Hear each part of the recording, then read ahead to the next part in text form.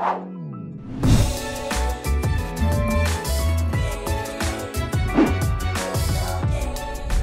magandang araw mga kababayan. Continuation lang ng ating Calax update for October 3. Kakanan po tayo rito sa Nyugan, no? At tignan natin, no, yung mga ganap dito mga kababayan. Na actually itong daan na ito medyo mahirap to daanan, no? Medyo malubak. Pero susubukan nating pasukin for the update. Ayan. Ayan. So, ang mangyayari po, pupwesto tayo rito, do-drone tayo, didiretso natin ng Aguinaldo Highway, yung ganap dyan sa Aguinaldo Highway, mga kababayan. So, sama lang kayo, siyempre kung bago pa lang po kayo sa ating channel, inaanyayahan ko po kayong mag-like, mag-comment at subscribe, hit yung notification bell para updated po kayo pag may bago tayong video, mga kababayan. So, ito nga po yung Greenwoods, tawag dito barangay, parte pa rin po ng barangay Sabutan o Sabutan. Tawag din po Nyugan. Marami pong tawag sa daan na ito. Alternative route po ito. Labas po nito Governor's Drive, Dasmariñas. Diyan po sa, kung alam nyo po yung Unitap, diyan po yung tumbok na ito, dire-diretso. Tsaka yung Greenwood sa subdivision. So hindi na po tayo diretso ron. At huling daan po namin doon ay grabe, yung lubak mga kababayan. Hindi naman po SUV itong ating sasakyan sa ngayon, no? Kaya iniinda natin yung mga lubak. Anyway, dire-diretso lang tayo.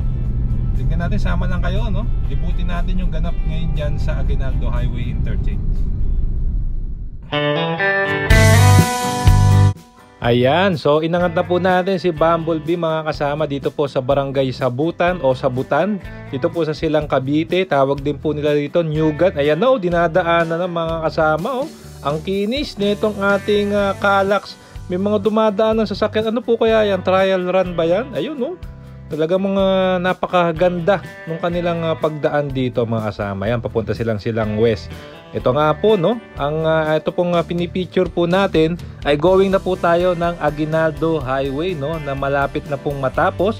Sana po within this year, no, sana mabuksan na to. Mabilis naman po kumilos itong mga workers natin dito sa Calax. Tignan nyo naman yung expressway, napakakinis mga kababayan.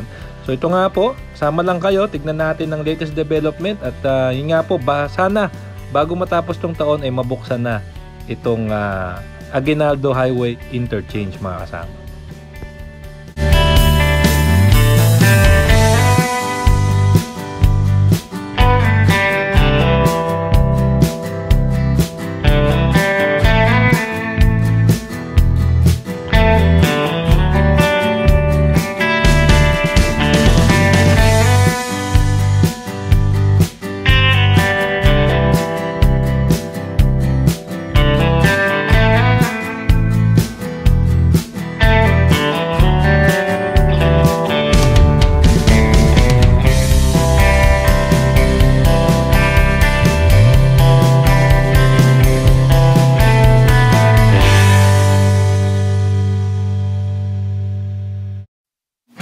Ayan, so ito na nga po mismo yung Aguinaldo Highway Interchange mga kasama. Ayan na, talagang medyo critical po itong lugar na ito. Tignan nyo, hindi po pantay-pantay yung lupa.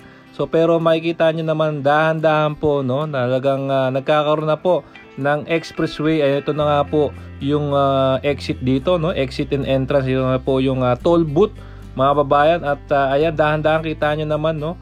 Ito na nga po magiging lagusan po ng ating mga kababayan, no, papuntang Aguinaldo Highway. At marami na pong option. Imagine niyo, no, galing kayong SLEX at pupunta kayong Aguinaldo Highway, pwede na kayo dito dumanas.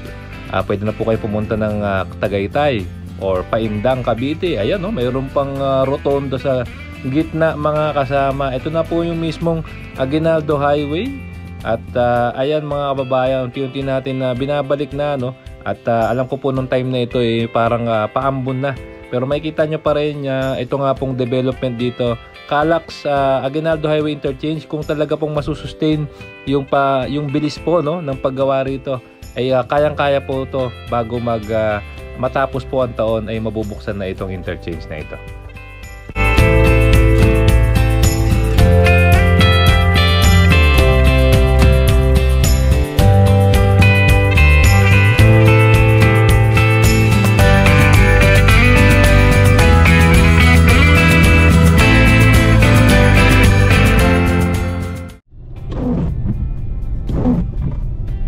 Okay mga kababayan, nabutan na tayo ng ulan at dito sa silang, no? Buti po napalipad muna natin si Bumblebee. Actually nabalaho pa kami ron, pero thank you very much. Hindi ko na na-videohan yung ating mga kababayan.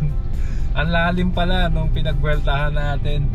Thank you very much dun sa ating apat na mga motoristang tumulong. Anyway, yun nga po, no? Kitang-kita nyo na yung development, lalo na dun sa interchange section, na yung toll fee, nagiging okay na yung mismong daanan, mga kababayan, dun sa palabas po ng Aguinaldo Highway. Tsaka yung entrance din, no? So nadaanan natin yan. Actually buti po nakasapat pa yung baterya ng ating Bumblebee, no? Kaya naikot natin siya. So may nakita pa tayong mga sasakyan na dumadaan na. Hindi natin alam, no? Baka nag-road test na yun doon sa mismong bagong expressway natin, no? Ang kalak silang Aguinaldo Highway Interchange. So hanggang dito na lang mga bayan. At kayo po, anong masasabi nyo? Mga kasama, panibagong expressway exit at malaking ginhawa sa ating mga motorista. Okay, muli mga babayan, maraming salamat. Kung nagustuhan nyo po itong video, ay naan ko po kayong mag-like, mag-comment at subscribe, video notification bell para updated po kayo pag may bago tayong video. Maraming po salamat. Keep safe, huwag mga sakit sa paglakbay, and see you po sa next vlog update mga kasama.